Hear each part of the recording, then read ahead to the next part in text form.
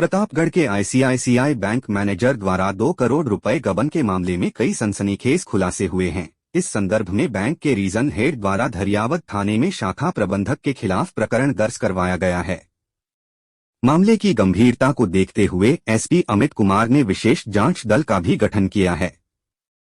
धरियावद थाना अधिकारी पेशावर खान ने बताया कि आईसीआईसीआई बैंक बांसवाड़ा के हेड मनोज बैरागी ने प्रकरण दर्ज करवाया कि बैंक के धरियावद शाखा प्रबंधक प्रशांत काबरा ने खाताधारकों की एफडी पर फर्जी तरीके से लोन उठाकर 2 करोड़ रुपए का गबन किया है। इस पर पुलिस ने प्रशांत काबरा को डिटेन कर पूछताछ की तो उसने वारदात करना कबूल किया। पुलिस अब दस्तावेजों के आधार पर यह पता लगाने का प्रयास कर रही है कि किस तरह उसने यह गबन किया और गबन की राशि उसने किन लोगों तक पहुंचाई, साथ ही इस वारदात में उसके साथ कौन कौन शामिल है। एसपी अमित कुमार के निर्देश पर मामले की गंभीरता को देखते हुए विशेष जांच दल का गठन किया गया है, जिसमें अतिरिक्त पुलिस अधीक्षक भागचंद मियां, थाना अधिकारी पेशावर खान और साइबर सेल की टीम काम करेगी। मामले में प्रशांत काबरा को गिरफ्तार कर आगे का अनुसंधान किया जाएगा। गौरतलब है कि सोमवार को जब खाताधारकों को बैंक में गबन की जानकारी मिली तो उनके होश उड़ गए और बैंक पहुंचने लगे थे। हालांकि बैंक के उच्च अधिकारियों द्वारा निवेशकों को आश्वस्त किया गया कि उनकी राशि पूरी तरह से सुरक्षित है, उन्हें घबराने की जरूरत नहीं है। Yes, Manoj Barauni, head ICICI bank Banswara ने एक लिखित रिपोर्ट देकर अवगत कराया कि कस्बा दरियावद में स्थापित आईसीआईसीआई बैंक की शाखा के प्रबंधक प्रशांत काबरा ने कस्टमरों की जो एफडी हैं उन पे गलत तरीके से लोन उठाकर लमसम 2 करोड़ रुपए का गबन किया है। इस संबंध में हमने प्रकरण दर्ज किया है, अनुसंधान जारी है। शाखा के प्रबंधक प्रशांत काबरा को डिटेन कर पूछताछ कर रहे हैं। अनुसंधान के क्रम में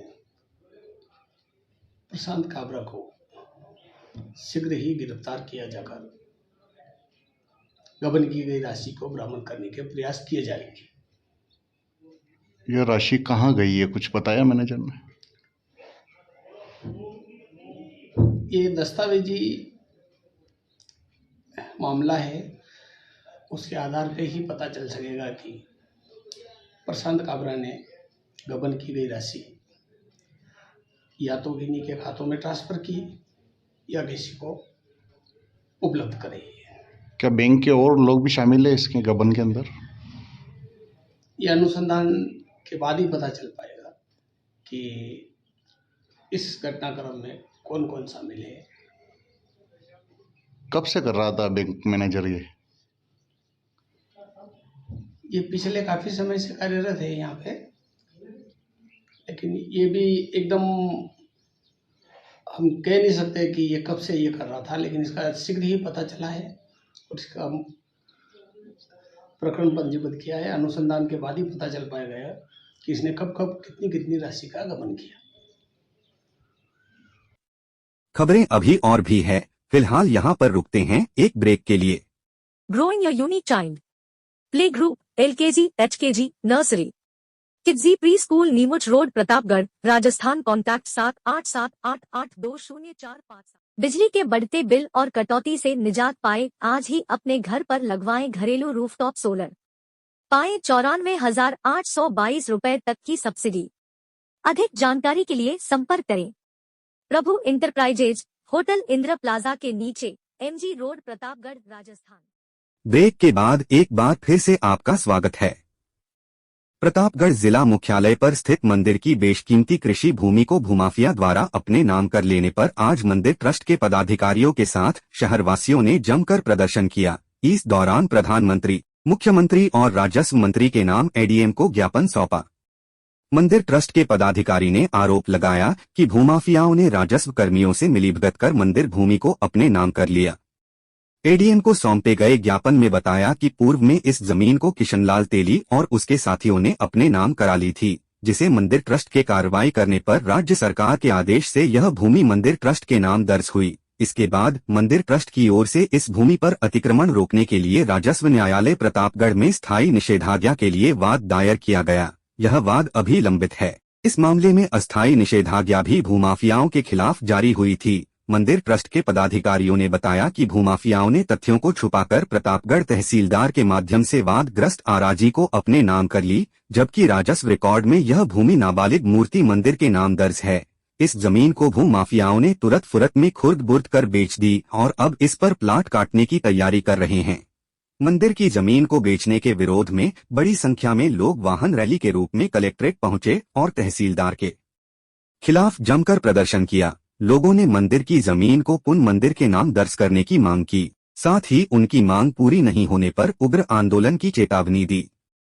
अनुसूचित उपयोजना क्षेत्र प्रतापगढ़ में वन अधिकार मान्यता कानून और पैसा कानून लागू करने की मांग को लेकर आज जन अधिकार मंच की ओर से रैली निकालकर उपखंड अधिकारी के नाम मुख्यमंत्री को 11 सूत्रीय मांग पत्र सौंपा गया।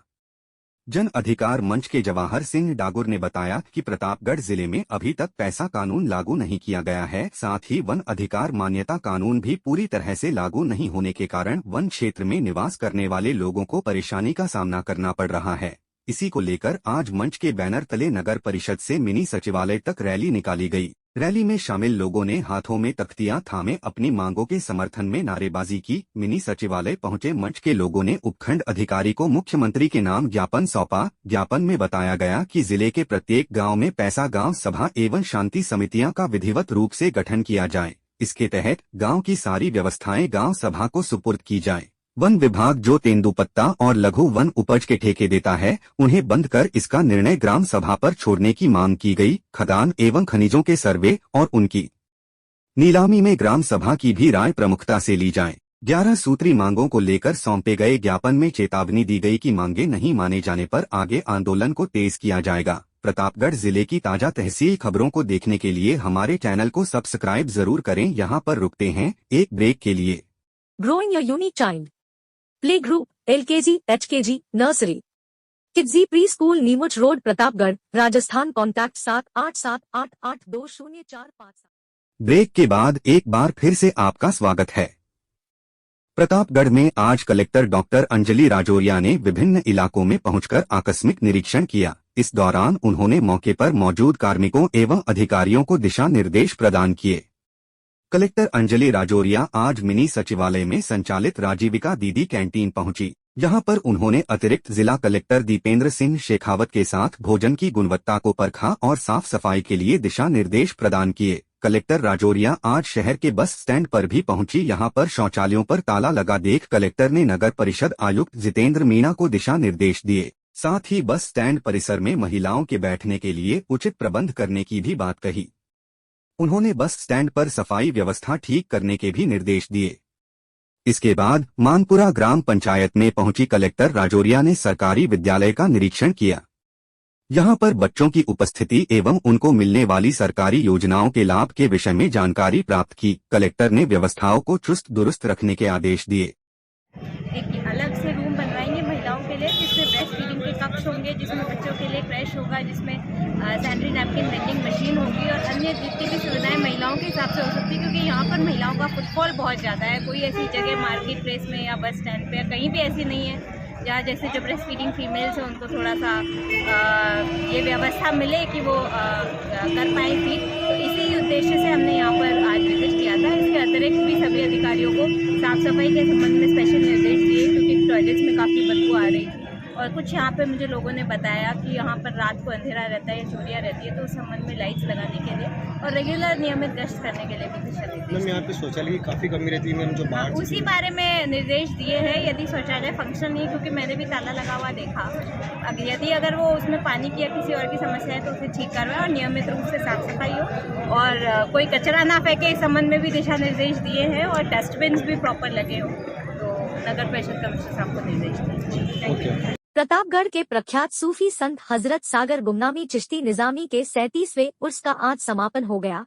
कुल की रस्म के साथ समापन में बड़ी संख्या में जायरीन शामिल हुए। 3 दिनों तक चले इस आयोजन में कव्वाली सहित विभिन्न कार्यक्रमों के आयोजन हुए। शहर के पीर बाग में चल रहे सागर गुमनामी के 3 दिवसीय उर्स का आज कुल की रस्म के साथ समापन हो गया।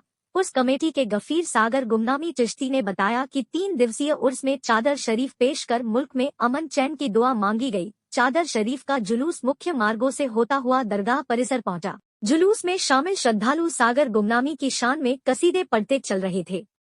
रात में कव्वाली का आयोजन किया गया, जिसमें उज्जैन, रतलाम, भीलवाड़ा, कपासन, प्रतापगढ़ आदि शहरों के प्रसिद्ध कलाकारों कव्वाली पेश की। उर्स के दौरान पीर बाग में आकर्षक विद्युत सजावट भी की गई थी।